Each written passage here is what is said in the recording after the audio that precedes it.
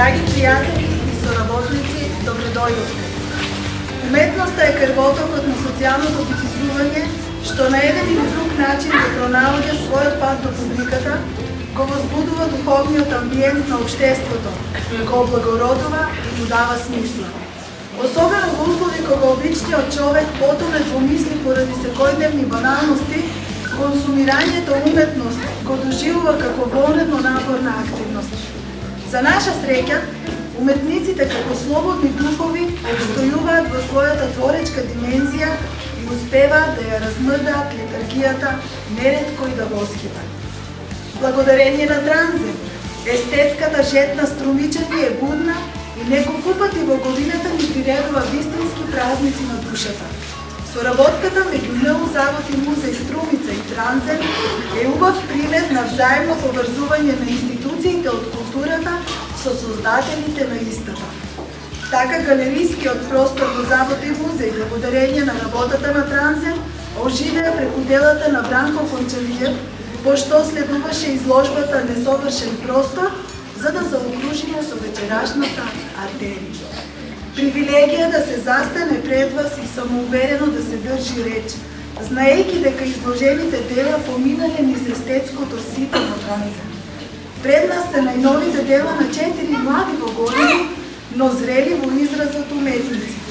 Честитки до организаторот и поклон пред авторите со желби да продолжат да зрачат со својот препознат уметнички израз. И најпосле околу изложбата, па и за самите автори, ве препуштам на мајсторските описи на Трајче Бјан.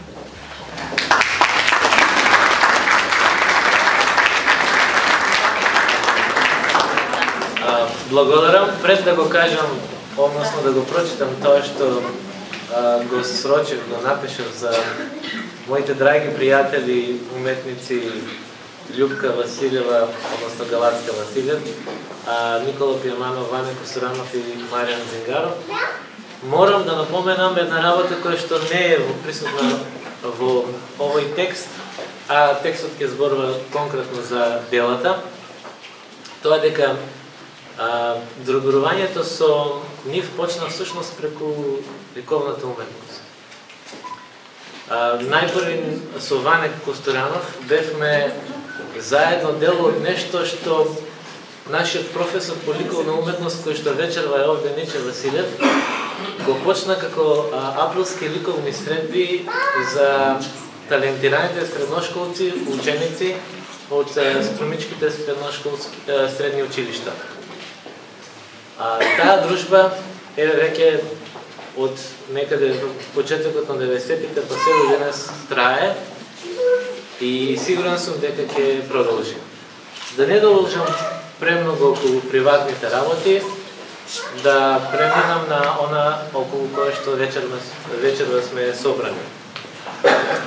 Пред една година четворица струмички ликовни уметници Љупка Галацка Василев, Маријан Зингаров, Никола Пијаманов и Ване Костуранов ја представија пред струмичката ликовна јавност заедничката групна изложба насловена Пресек. Уште тогаш се вообличи идејата дека смислата и намерата на таквото уметничко и ликовно здружување е да се направи еден своевиден биланс и рекапитулар на дотогашното ликовно уметничко живење во градот, да се стави еден рез и во личното творештво, за да може да се засече под површината и да се востанови што е тоа што се родило и застанало како вредност. Докаде се стасанило својот ликовен потфат и што е она што може да го понудат на македонската културна сцена воопшто како вредност. Или со нивни зборови имаат за цел да направат пресек помеѓу естетското загадување и спонтанното уметничко здружување. Ова нужно и природно е наметнало потребата од неформално здружување, па така пресек од проект стана неформална ликовна група составена засега од четворица ликовни уметници, но верувам и отворена за останати кои ги делат сличните естетски вредности. Како што самите се прокламираат, ликовната група Пресек е формирана како контрааргумент на ликовно-визуелната апатија во градот, а основната цел на групата е будење на визуелната свест и култура и деконтаминација на изгубените простори на периферијата. Тоа е истовремено многу амбициозна цел, но не и неостварлива. Во својата уметничка пројава и објава, тие исто така декларираат дека дејствувањето нема да ги разводни индивидуалните авторски уметнички стилови и ставови на членовите, туку ќе ги кристализира преку единството на различностите со континуирано заедничко представување. Во испразнетите простори на културните институции, оваа група е еден вид прогласување автономија на сликарството. Наше секако е да ги поздравиме и со нетрпение да ја очекуваме секоја нивна активност и да се радуваме на можноста да учествуваме во тој свечен чин. Овој пат, 4 уметници од неформалната група Пресек ни се представуваат со заедничка изложба која ја насловија Артерии. И со тоа, како да сакаат да порачаат дека нивниот потфат е да го воспостават уште еднаш тој голем крвоток и да ја доведат оксидираната крв повторно на вистинското место во средиштето на градот, во центарот на нашето културно живење, во тежиштето на нашата свест и внимание. Секој од нив представува една артерија, еден особен полнокрвен глас, кој како ехограф го диагностицира проблемот на денешната мачна стварност. Љупка, нејзините дела се изложени тука десно од мене, тоа го прави со својот изграден сензибилитет и непресушна дарба и желба да трага по нови простори, преку комбинирање техники и медиуми, нудејќи секогаш свежи решенија кои ја надминуваат херметичната и заводлива абстракција и отвораат едно добро лоцирана, истражена и препознатлива емоција која ве задржува пред нејзините платна долго откако ќе го тргнете погледот. Нејзините композиции се инвентивни и интелигентни, со добро структуриран колорит, со едно нагласено чувство за хармонија и со една непретенциозна игра со значења, алузии, асоцијации и аналогии. Тука текстуализмот не е цел заради самата себе, а текстурата не е само дизајнерско решение. Тие се во еден постојан диалог со подсвесното, скриените значења кои се јавуваат во стварноста како сон. Оттаму и таа замагленост и заматеност кои често асоцираат на сонлив поглед или онаа што очите го гледаат во сон. Незините дела представуваат една рефлексија на богатиот внатрешен свет кој пробива во грубата и мачна стварност со една суптилна, разоружувачка и убиствена нежност. Од тој парадокс се раѓаат каптитативни композиции со длабока текстура, со проучена и промислена емоција и изразена музикалност. Маријан Дзингаров, делата зад мене, преку своето систематско, тематско, мотивско проблематизирање на символот, знакот, алегоријата, често се повикува на една проверена македонска ликовна традиција, но тоа никако не смее да се третира само како диалог или некаква игра, која има за цел да го изнајде графичкото решение за добра композиција. Во новите истражувања на просторот и символот, тоа е едно мапирање на просторот и негова деконструкција, каде означеното се чита како скриено писмо кое треба да не доведе до разоткривање на некоја тајна, некоја тајно место. Тоа не предпоставува дешифрирање на некакво псевдописмо. Тоа е едноставно една широка алузија и аналогија на сето скриено во нас, на просторот.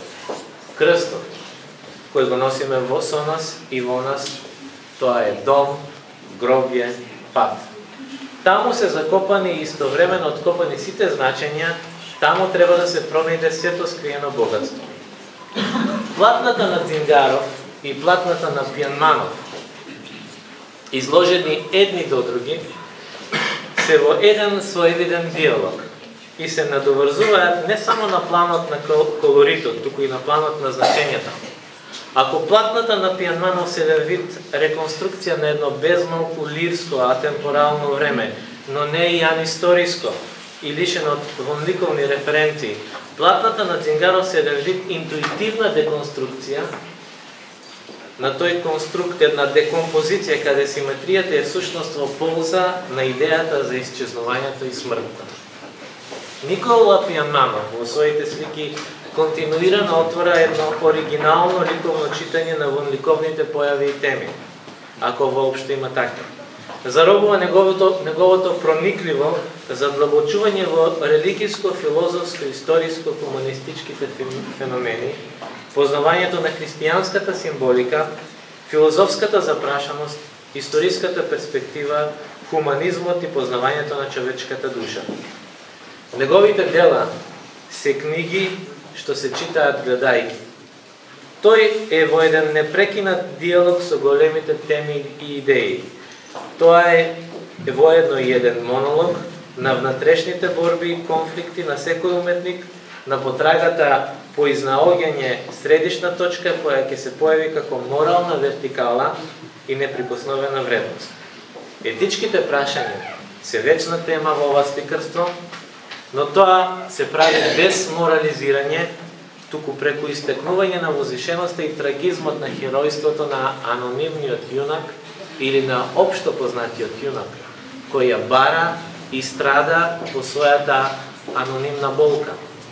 Тоа страдање е присутно и прикажано во сите платна на Пијанманов. Ване Костуранов, неговите дела се изложени лево од мене, го нуди можеби неособениот ликовен израз. Ослободен од академизмот во сликарството, неговата потрага по приказната, незиното раскажување, донесувањето и пренесувањето на емоцијата доаѓа така лесно и природно, што едноставно не остава никого равнодушен. Евидентна е белината која на разни начини ја представува белината и честината на детската душа, и негова појдовна и конечна точка е токму таа детска, наивна, невина визура на град или природа. Чистата и интензивна боја, слободниот и малку несмасен потек, кој како да е правен со детска рака. Темата која секогаш отвора нова приказна, емоцијата која е пресудна во секоја слика, играта со предметите и перспективите, онака како што дете би си играло се одвики на ова сликарство, кој често се доближува до илустративните техники, но и тоа има своја уметничка оправданост и нужност.